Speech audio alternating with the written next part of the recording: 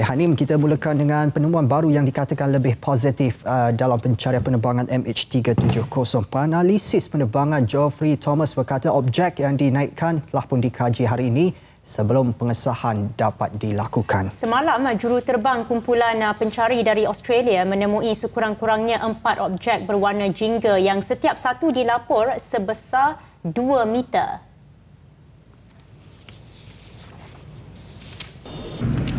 The sighting yesterday of 4 large objects in the ocean, the orange objects 2 metres long, and the reference was made, it was the most positive sighting we've had. Hopefully we get them picked up today and confirmed one way or another. Ya, hari ini juga bekas Ketua Pertahanan Australia Angus Houston memulakan tugasnya menerajui pusat penyelarasan atau koordinasi bersama yang baru dibentuk, dan Perdana Menteri Australia Tony Abbott juga memberi janjinya bahawa usaha mencari pesawat penumpang MAS yang hilang sesuatu yang sukar tetapi akan berterusan selama mungkin, dan kapal terbang pencari pertama berada di kawasan carian yang terletak 1850 km ke barat Australia awal pagi tadi, dan menurut pihak berkuasa keselamatan maritim Australia 10 kapal terbang dan 10 pesawat bersama 100 anggota di udara dan 1000 kelasi di lautan mengambil bahagian dalam operasi hari ini. Ia merangkumi HMAS Success dan HMAS Toowoomba dari Australia serta 7 buah kapal Cina dan sebuah kapal dagang. Kapal terbang dan kapal melakukan usaha carian dalam zon yang diperkecil berdasarkan data satelit dari Boeing 777, walaupun selepas beberapa hari tidak ada serpihan ditemui yang boleh dikaitkan dengan MH370. Importantly, he will also liaise directly with the victims' families. So it appears as though Australia is going to take a more important role in this tragedy than at first we were told. And it may well be this is part of Australians' suggestion to Malaysia that they take part in the investigation and Fremantle becomes the centre for the recovery of the debris once we find it from 370. Dalam pada itu, sebuah kapal frigat Tentera Laut Diraja Malaysia TRDM KD Lekiu membawa sebuah helikopter Super Lynx yang ketika ini dalam pelayaran bagi menyertai misi mencari dan menyelamat MH370 di Lautan Hindi. Ia dijangka tiba di Garden Island, Perth, Australia, dan Panglima Angkatan Tentera Tan Sri Zulkifli Mohammad Zain berkata aset berkenaan kemudiannya akan digerakkan ke lokasi pencarian baharu kira-kira 1,100 batu nautika barat Perth.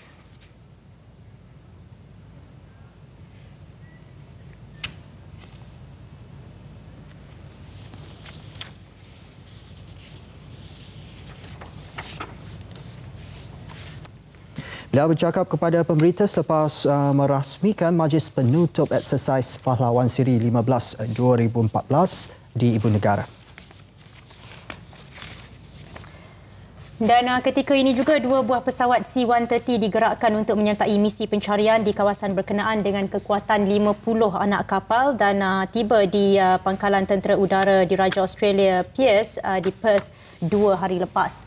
Dan waktunya seperti yang telah dimaklumkan tadi, telah pun masuk hari ke-24 hari ini. Operasi pencarian MH370 tetap diteruskan dengan usaha tanpa jemu negara-negara terlibat.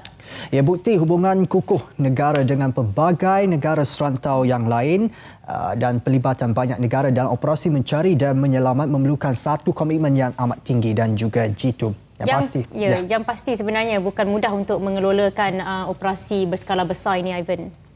Dan untuk membincangkan mengenainya bersama di talian ketika ini Profesor Madya Dr. Muhammad Noor Yazib, pensyarah program Hubungan Antarabangsa Sekolah Sains Sosial Universiti Malaysia Sabah UMS. Prof? Hello. Ya. Assalamualaikum, Prof. Ya, hello. Prof. Ya. Ya, Prof. Pagi tadi sidang media oleh Perdana Menteri Australia Tony Abbott yang menyokong dan juga mengakui apa yang dimaklumkan ataupun dilakukan oleh Perdana Menteri kita Datuk Seri Najib Tun Razak adalah langkah tepat ketika mengumumkan MH370 hilang di Lautan Hindi. Pendapat Prof sendiri mengenai sokongan antarabangsa terhadap Malaysia yang mengetuai ataupun yang ketika ini Malaysia masih lagi mengetuai misi pencarian MH370. Ya. Sokongan antarabangsa yang besar yang diberikan kepada usaha mencari dan menyelamat ini, saya lihat kita boleh lihat dari dua sudut. Yang pertama, Malaysia sebagai anggota dalam international community, a member of international community, di satu peringkat yang berskala yang kita katakan dalam bahasa yang sistemik sifatnya. Dan di satu pihak yang lain pula, kedudukan Malaysia di peringkat antarabangsa yang mempunyai kekuatan pentadbiran negara yang boleh diterima di peringkat antarabangsa, saya rasa kedua-dua faktor itu yang menjalin macam mana boleh berlakunya operasi yang besar yang dianggotai oleh boleh menghimpunkan 26 buah negara untuk usaha mencari dan menyelamat. Dan memang satu usaha yang tidak mudah untuk mendapat sokongan yang begitu besar. Sekiranya Malaysia berada dalam apa yang dikatakan tadi, international community yang tidak dihormati, tapi kedudukan kita, pentadbiran kita, kekuatan pemimpin kita di peringkat antarabangsa yang mempunyai kedudukan yang level tertentu itu, saya rasa telah menarik sokongan yang lebih mudah untuk bekerjasama dalam usaha mencari dan menyelamat ini. Ya, Prof.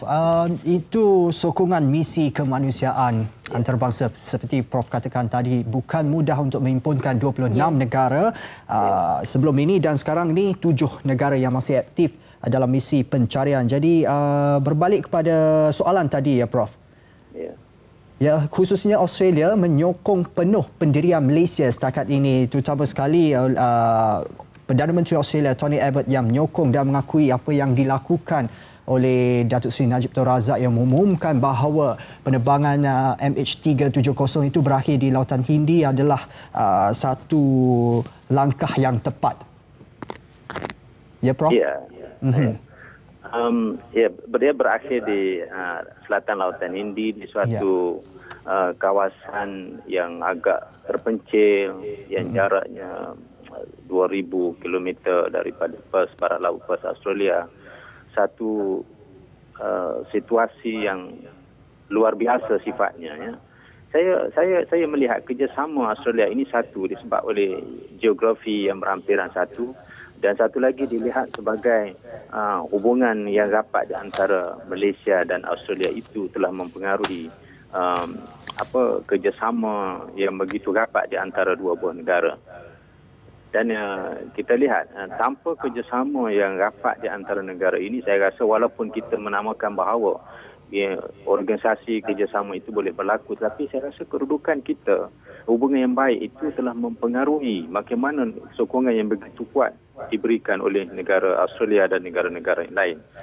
Saya rasa dalam konteks ini juga kita harus kaitkan dengan struktur organisasi antarabangsa semasa yang ada, di mana Malaysia mempunyai hubungan yang rapat dengan kuasa besar utama Amerika Syarikat, dan kita tidak ada unsur-unsur yang bertentangan yang nyata dengan negara itu.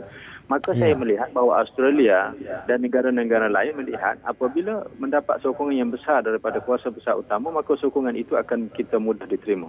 Jadi inti utama yang melihat bahawa kita mempunyai hubungan yang rapat dengan kuasa-kuasa besar utama dunia dan tidak ada pertelingkahan besar. Jadi apabila timbul masalah kemanusiaan, masalah MH370 ini, kita mendapat sokongan yang tanpa berbelah bagi. Begitu mudahlah mendapat sokongan yang meluas daripada negara-negara kuasa-kuasa besar yang mempunyai teknologi yang canggih, yang mempunyai kepakaran-kepakaran tertentu, yang memang mempunyai satu kesan yang besar kepada usaha ini. Saya rasa tanpa sokongan ini kita akan menghadapi satu kesukaran untuk bekerja sendiri secara bersendirian. Saya rasa satu usaha yang sukar.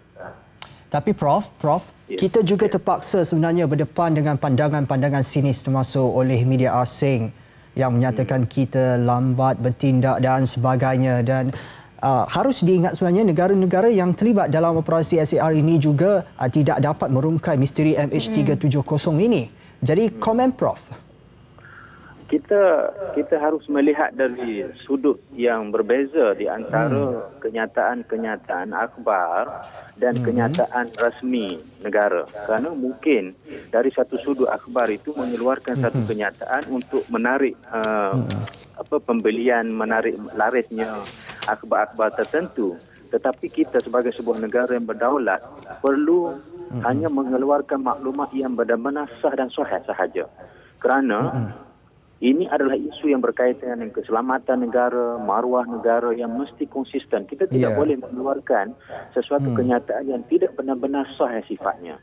Kerana kalau hari ini kita bercakap A, besok kita cakap B, itu telah tidak tidak konsisten dan ini memberi kesan kepada maruah negara. Kita mesti berbeza di antara kita bercakap di kedai kopi dan kenyataan yang dikeluarkan oleh pimpinan negara. Jadi Datuk Seri Najib, pemangku Menteri Pengangkutan tidak boleh bercakap sesuatu yang tidak sahih sifatnya.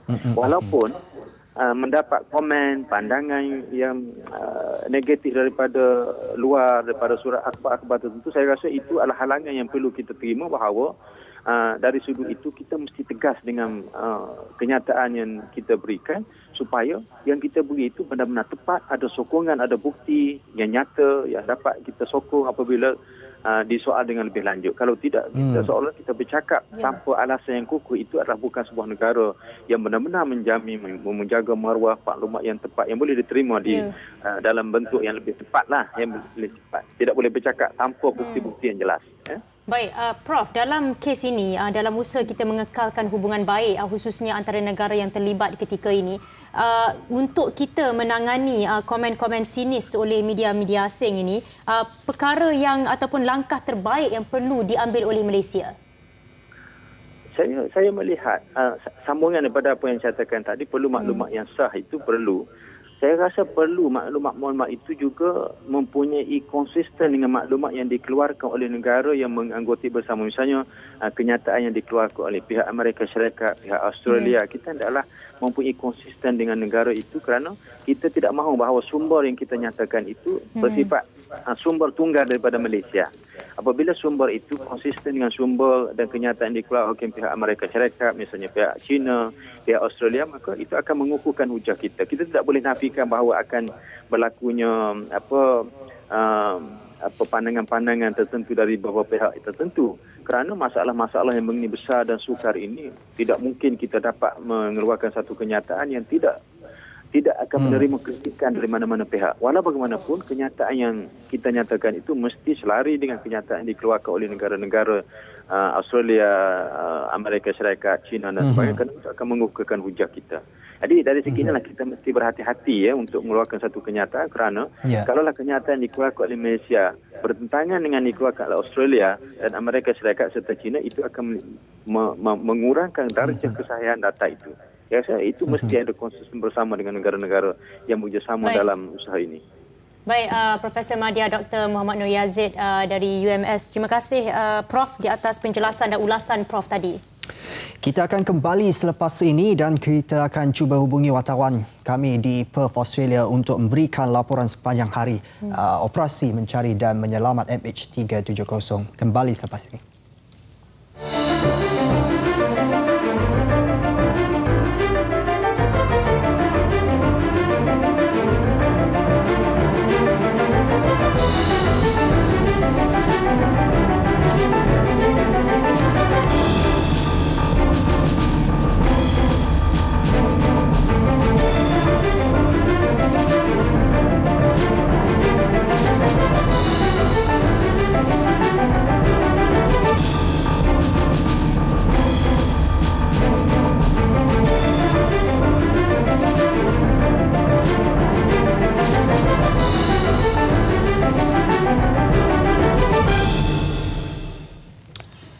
Satu taklimat peringkat tertinggi membabitkan pakar antarabangsa akan diadakan untuk keluarga penumpang MH370 dari China yang berada di Malaysia.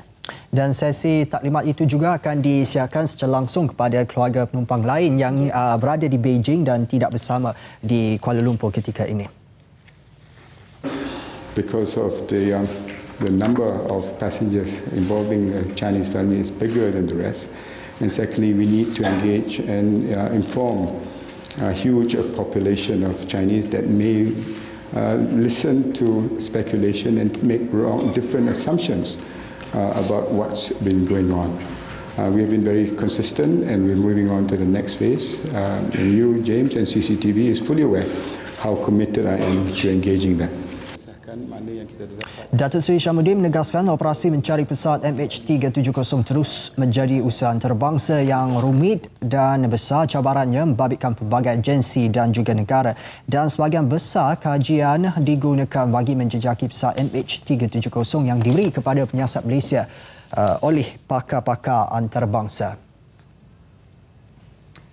Baik, di samping semua kemungkinan diambil kira ketika ini dalam membantu siasatan pencarian MH370, empat aspek iaitu rampasan, sabotaj, keadaan psikologi dan masalah peribadi penumpang serta anak kapal pesawat itu juga terus menjadi tumpuan siasatan ketika ini. Ya, Pemangku Menteri Pengangkutan Datuk Seri Syamuddin Tun Hussein menafikan siasatan pada peringkat ini menjurus kepada rampasan sahaja. Possibility of a hijack, the IGPSA previously said that there are 4 areas that they are focusing on, including hijacking, and that will continue. As regards to whether the objects will be recovered and whether the announcement by the Prime Minister, as you know, the area of responsibility is with Australia. And as you know, the efforts being taken by the Australian authorities have been very commendable. It's supported by 7 nations just for that quadrant. The Prime Minister, who is going to be travelling to Perth on Wednesday, will be briefed fully on how things are going to be, have been conducted and how it's going. I'll probably be discussing what are the plans ahead.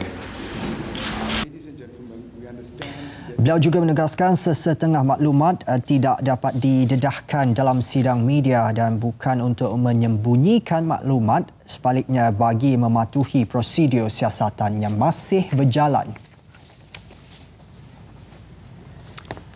Wartawan Yunus Muhammad Noor di Perth, Australia ketika ini. Kami menghubungi Yunus untuk bertanyakan tentang laporan sepanjang hari ini mengenai operasi mencari MH370. Yunus? Ya, Hanim. Yunus, hari ini, sepanjang hari ini, media Malaysia diberi peluang untuk menyertai operasi pencarian bersama dengan pihak TUDM. Yunus, kongsikan sedikit mengenai usaha pencarian hari ini bersama dengan TUDM. Ya, betul tu Hanim. Ingin kami maklumkan bahawa kami tadi sempat mengikuti operasi pencarian pesawat MH370 di Lautan Hindi bersama Tentera Udara Diraja Malaysia, TUDM. Kami berlepas dari pengkalan udara Tentera Udara Diraja Australia pada pukul 10 pagi tadi. Menariknya, pesawat yang kami naiki itu dikemudi seorang juruterbang wanita iaitu Major Mardiana Razali. Kami telah pun ke kawasan pencarian yang terletak kira-kira 1,100 batu nautika dari bandar Perth dan mengambil masa selama 3 jam 30 minit untuk tiba ke lokasi tersebut.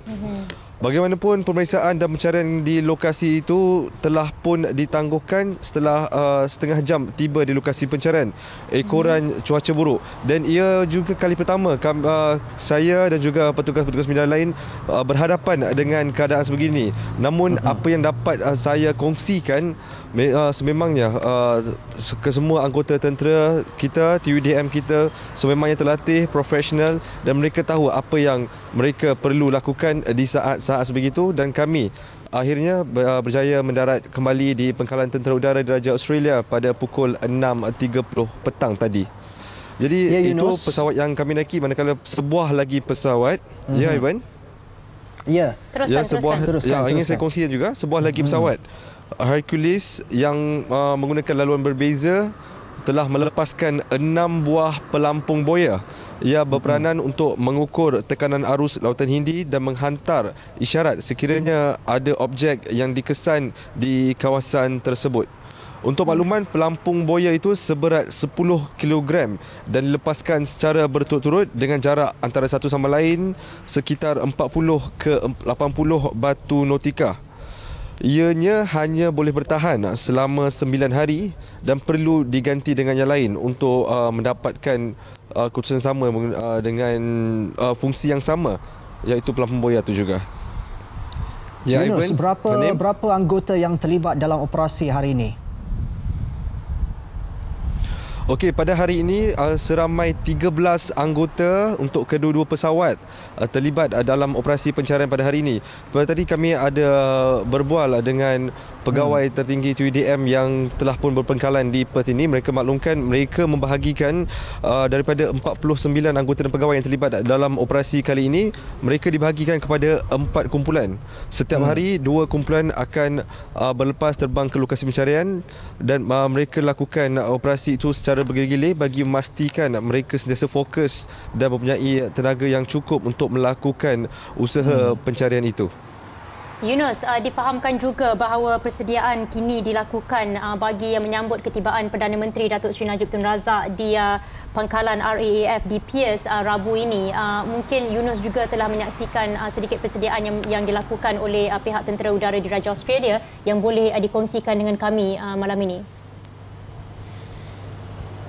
Okey, buat masa ini kami juga telah dimaklumkan bahawa Perdana Menteri Datuk Seri Najib Tun Razak akan hadir ke Perth pada Rabu ya. Pada Rabu jadi mereka telah pun melakukan persiapan sebaik mungkin dan esok kami insya-Allah akan dapatkan Konsulat Jeneral di sini untuk mengetahui mengenai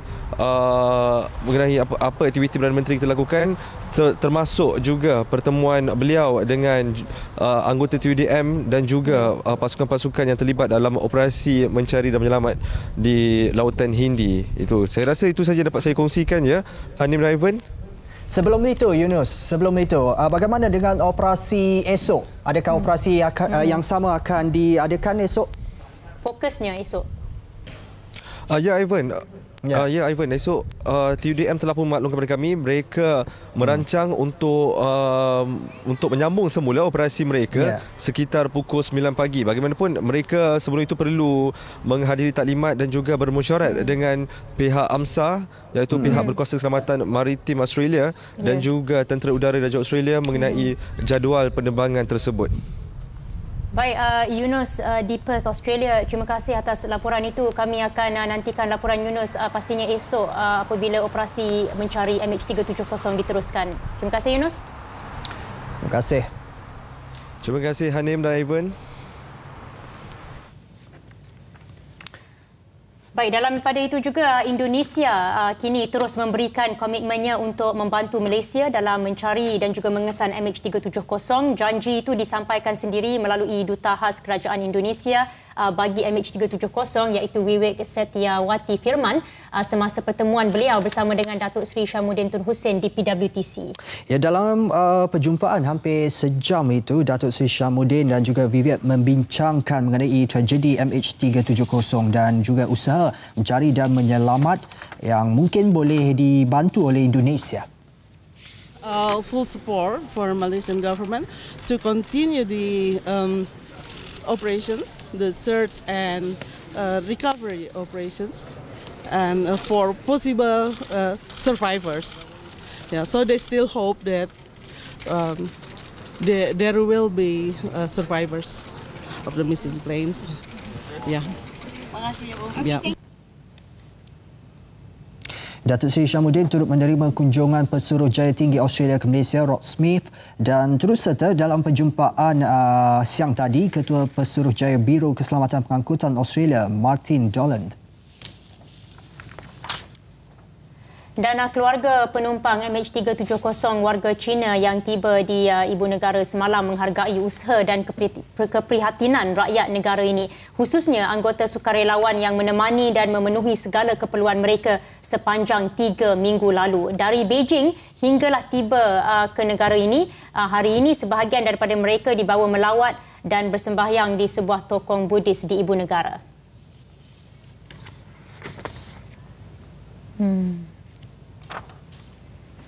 Sementara itu, Naib Presiden MCA Datin Paduka Chumaifan dilantik sebagai pegawai khas mewakili Malaysia ke China bagi bertemu dengan anggota keluarga penumpang MH370.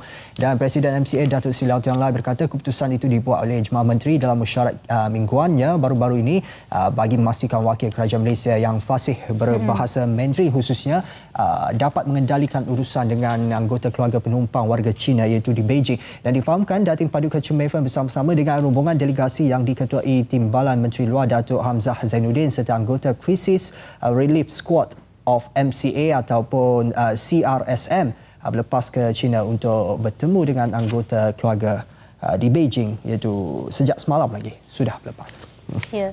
Dan dikala operasi mencari dan juga mengesan MH370 giat dijalankan, Ivan, agensi keselamatan maritim pelbagai negara, golongan profesional juga tampil membantu untuk membangunkan pelbagai model yang dapat membantu proses pencarian.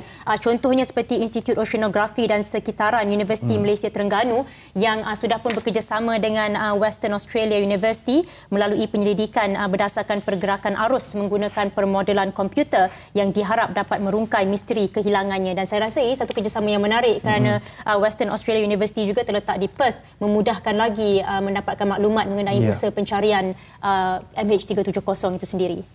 Esok hari ke-25, pastinya operasi yang intensif akan dipertingkat dengan aset-aset akan ditambah oleh 7 negara yang terlibat ketika ini. Jadi kami juga terus menaruh harapan agar pesawat itu ditemui. Baik, dengan itu kami menutup tirai laporan operasi pencarian MH370 untuk hari ke-24 ini. Teruskan bersama TV1. Saya Hani Muhili. Saya Ivan Tuh. Kita jumpa lagi. Salam satu Malaysia. Assalamualaikum.